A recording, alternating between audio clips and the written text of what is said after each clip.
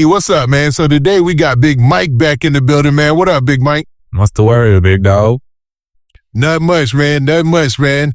Well, it looks like, man, we getting close to that time. How you been doing, man? How things going for you? And I'm chilling, man. Getting together. You know, I got like 45 days left on parole, you know.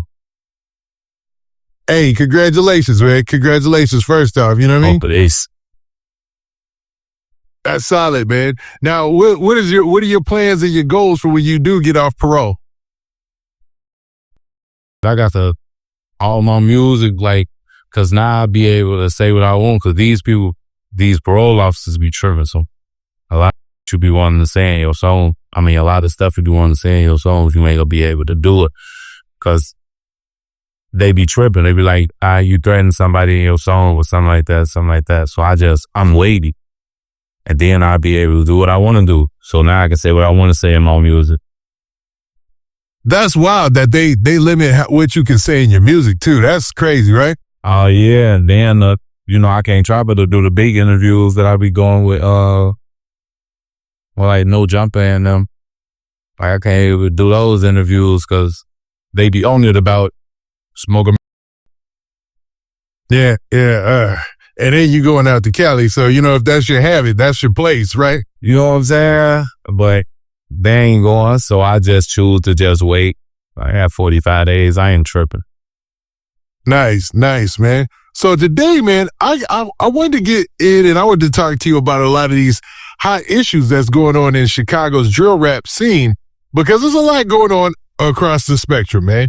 You got things that are connected to Lil Durk, King Von, or whatnot. And there's nobody better that I could think of in this space that could give an opinion than you on a lot of these things, because a lot of the players involved, you know, or you have a history of, or some sort of information about, you know what I mean? So first off, man, what I wanted to ask you about is just recently, man, there's been a lot going on with a lot of the cats connected to or affiliated with OTF. And the first one I thought about, man, or a case that's really wild and tearing things up, is this cat by the name of OTF Boona. Now, did you see about this OTF Boona murder case?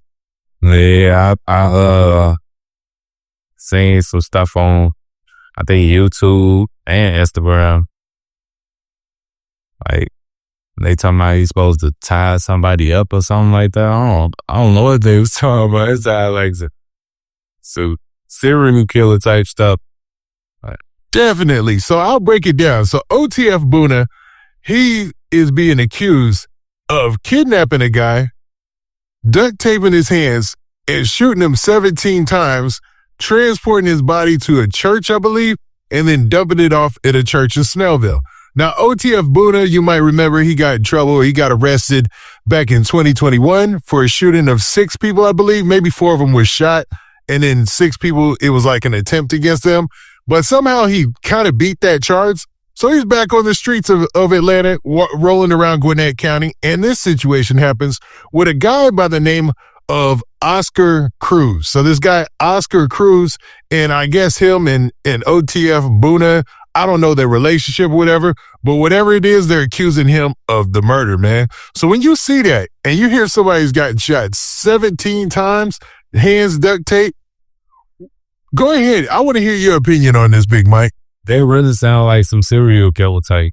Like, I ain't gonna lie, like a serial killer, I don't know. You tie somebody up, then you shoot them 17 times, you know, that's like personal. If that's what he being accused of, that's what they saying he did. But it's like, if you did tie somebody up, then dumped them and shot 17 times, like that was personal.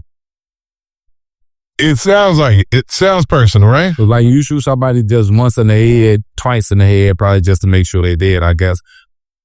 I don't know, but you shoot them twice in the head or whatever, you know they dead. I had it's over with. But you stood over and shot them 17 times. Yeah, you must have worked. Now, this got a lot of the people on social media talking, man. And there was a lot of conspiracy theories out there about the situation because of the graphic nature of the shooting, right? So he's accused of shooting him 17 times, duct taping him, transporting him from his house to another location, this church, there's rumors out there that this might be like a cartel involved hit or something like that. I hate to even say the name because it's you treading on some dangerous territory messing with that, right? But when you hear talk like that, what do you think, Big Mike? I don't know nothing about that. I got you, man. I get you. So, man, we'll leave that rumor alone where it is because I don't know nothing about that either. We'll say that for the record book. You know what I'm saying? But I didn't ask you this. Did you have any history or did you know OTF Boona? Yeah, I did. I know him. Oh, in what capacity? So how did you know him and do you know anything do you have any stories with him or anything? He was off the lam. He was one of the guys off the lam. I don't know him, but I didn't know him. But essentially, through proxy, because, O Block and 300 and 600 are clicked up or allegedly clicked up or whatever, or back in your days clicked up, you knew him through that? Yeah, he was from one of the hoods. Now, what do you think about these rumors that he was always kind of a wild head or a wild guy in them streets? Because we saw the video of him trying to separate the people from Durk at the concert. So, you know what I mean? Oh, yeah. The bullet, he get like that. He definitely get like that. He been locked up for a minute, When jail, you live in that eye, you're strong, start knocking people out. What? Yeah.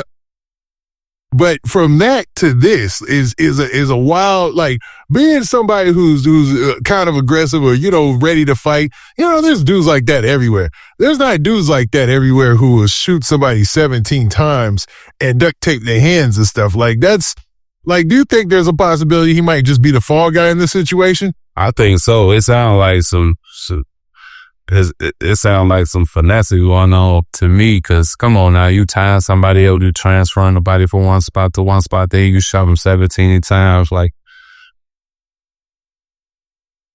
don't know what they talking about. This probably could be something that these people that made up. I don't know. It be all type of crazy stuff going on now here, so I don't put it past nobody though.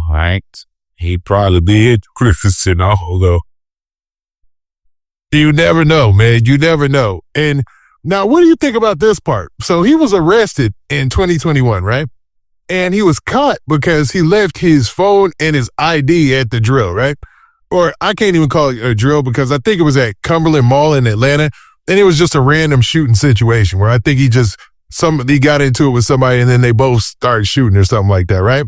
But he left his ID and his phone at the shooting. With that, his phone is alleged to be tied to a lot of the arrests that took place with the O Block 6 with Muwop and a lot of those cats. And they're saying that there was info from his phone that they got that they still might be using to this day.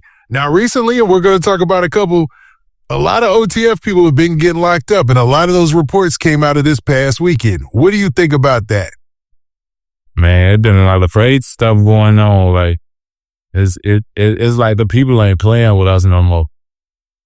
Them people ain't playing. They on everything moving out of fears. They tired of fearing. Then the fears is the fears. They have had to know what the fears do. If they want you, they're gonna come get you. So it's all the stuff that people been, that and did in the past is now you gotta worry about them finding out about all that, because all type of stuff's been coming out. I've been shocked about a lot of stuff that's been coming out. Definitely. It's a lot of stuff, man. This is crazy, man. So it makes me wonder, your situation, you in a part of your life where you kind of transitioning to being off papers, being away from all this stuff, man. This craziness, right? I was So how do you go, going forward, what do you think, as far as OTF and their camp? Do you think that they're being watched closely? They being watched closely. You look at Durk. They got the head now. I ain't gonna lie, for some reason, I don't know, I got a feeling Durk gonna end up beating all this, but right now, they under the scope. They got the boss locked up. Now they on everybody else. Yeah, it seems like that, man. Now with OTF Boona, this seems like a one-off, like nothing connected pretty much to OTF. But with a lot of the other guys that I want to talk about this one next, man. So there's another guy by the name of DJ Bands. Now DJ Bands is a guy who is connected to King Von as his DJ and things like that. And first off, did you know DJ Bands? Nah, I don't know him on the first one. I know who he is though. Now, he ended up getting pulled up the same weekend as all these other OTF arrests, and he ended up getting pulled in and arrested for a probation violation, man.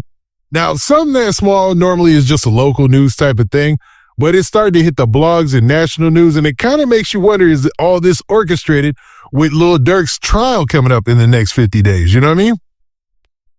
It probably is. I don't know.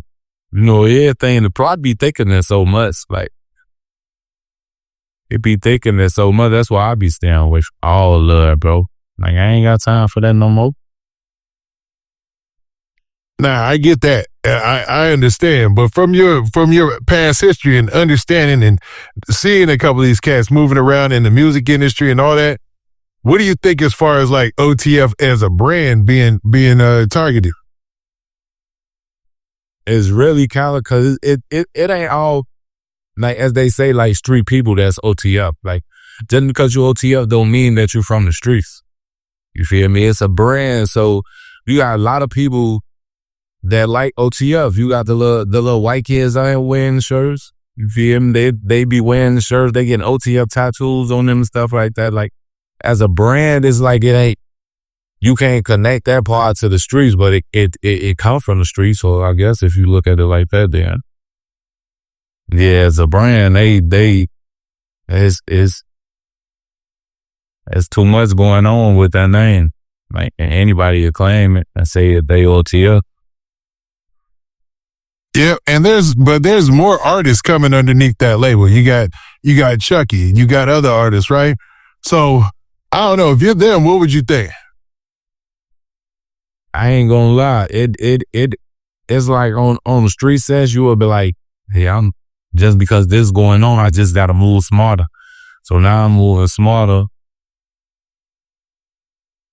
And I'm trying to make sure that I ain't even doing nothing that can incriminate me in no type of way, you know? So I'm basically excluding myself from the situation. I'm still OTF. Like, if I was one of those people, you feel me, I'd be still OTF and I'd be like, basically, I'm just going to remove myself from the street stuff because I know that the feds got a scope on. So now we just got to focus on the legit. We got to push this music. We got to get this music going. It's like we're going to keep the name alive. But I don't know how that's going to handle though, because it ain't like everybody over there getting indicted for something. Yeah, or getting caught up with something. Like, you had Duty Low get shot recently. You had the situation with DJ Bands. And then you had OTF Boona. And then you had another story that we're going to talk about. But I got a theory as well, man. And I'm going to ask you the theory at the end. You know what I mean? About all this stuff. And this is just all the hoods combined. Everybody in drill rap, everybody in gangster rap. I'm talking about LA and everything. I got a theory on all that.